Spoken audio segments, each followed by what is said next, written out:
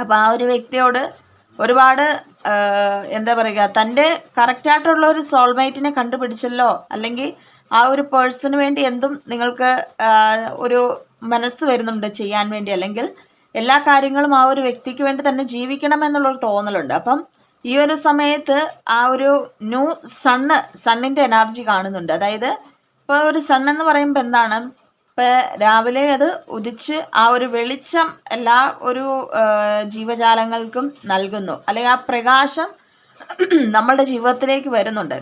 അപ്പോൾ ആ ഒരു പ്രകാശം എന്ന് പറയുന്നത് ഈ ഒരു പേഴ്സൻ്റെ എനർജീനെയാണ് റെപ്രസെൻ്റ് ചെയ്യുന്നത്. ആ ഒരു സൂര്യപ്രകാശം എന്ന് പറയുന്നത് ഈ വ്യക്തിയുടെ പുതിയ ഒരു ജ്ഞാനം അല്ലെങ്കിൽ ആ പുതിയ ഉണർവിനെയാണ് പ്രതിനിധി ചെയ്യുന്നത്. ആ ഒരു പുതിയൊരു ഉണർവെന്ന് പറയുന്നത് നിങ്ങളുടെ മനസ്സിനെ കൂടുതലായിട്ടും മനസ്സിലാക്കാൻ കഴിയുന്നു എന്നതാണ് യാഥാർത്ഥ്യം എന്ന് പറയുന്നത്.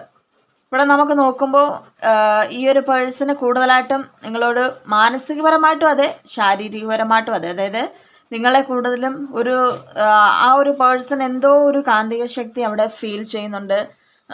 കൂടുതലായിട്ടും അട്രാക്ഷനാണ് ഇവിടെ കൂടുതലായിട്ടും വന്നുകൊണ്ടിരിക്കുന്നത്. ആ ഒരു വ്യക്തിക്ക് മനസ്സുകൊണ്ട് ഭയങ്കരമായിട്ട് അടുപ്പിക്കുന്ന തരത്തിൽ നിങ്ങളുടെ സൗന്ദര്യം അല്ലെങ്കിൽ നിങ്ങളുടെ എന്തോ ഒരു ബോഡി പാർട്സൊക്കെ ഈ ഒരു പേഴ്സൺ ഭയങ്കരമായിട്ട് ഇഷ്ടപ്പെടുന്നുണ്ട്. അല്ലെങ്കിൽ ആ ഒരു വ്യക്തിയെ സംബന്ധിച്ച് കൂടുതലായിട്ടും ഈ ഒരു പേഴ്സണ് ഡയറക്റ്റ് കമ്മ്യൂണിക്കേഷൻ വേണമെന്ന് ആഗ്രഹിക്കുന്നുണ്ട്. നേരിട്ടുള്ള ഓരോരോ കാര്യങ്ങളും നേരിട്ടുള്ള കമ്മ്യൂണിക്കേഷൻസ് ആണ് ഈ ഒരു സമയത്ത് ഈ വ്യക്തി ആഗ്രഹിക്കുന്നത്. അതുപോലെ തന്നെ ഈ ഒരു പേഴ്സൺ നിങ്ങൾ വളരെയധികം ചേസ് ചെയ്യുന്നുണ്ട്. നിങ്ങളറിയാതെ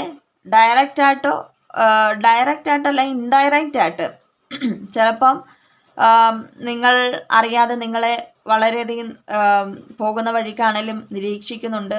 മേ ബി നിങ്ങൾ ഒരേ ഓഫീസിൽ വർക്ക് ചെയ്യുന്ന ഒരു വ്യക്തികളാവാം. അപ്പം അങ്ങനെ നിങ്ങളറിയാതെ നിങ്ങളെ ഒരുപാട് നിരീക്ഷിക്കുന്നുണ്ട്. അതുപോലെ തന്നെ എന്ന് പറയുമ്പോൾ ചിലപ്പം സോഷ്യൽ മീഡിയ വഴിയാവാം, അങ്ങനെയും ഈ ഒരു സമയത്ത് നിരീക്ഷിക്കുന്നുണ്ട്. ഒരുപാട് വഴികളിൽ കൂടി ഈ ഒരു പേഴ്സൺ നിരീക്ഷിക്കുന്നുണ്ട്.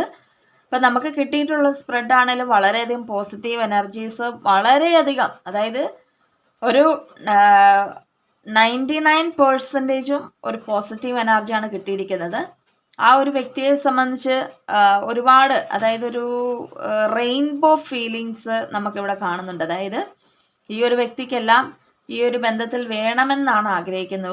ഒരു കാര്യവും വിട്ടുകളയില്ല, അല്ലെങ്കിൽ നിങ്ങൾ ആഗ്രഹിക്കുന്ന കാര്യങ്ങളും ഈ ഒരു പേഴ്സൺ ആഗ്രഹിക്കുന്നതും അതുപോലെ തന്നെ നിങ്ങളുടെ മനസ്സുകൾ രണ്ടും ഒത്തുചേരണമെന്നും ഈ വ്യക്തി ഈ ഒരു സമയത്ത് ആഗ്രഹിക്കുന്നുണ്ട്.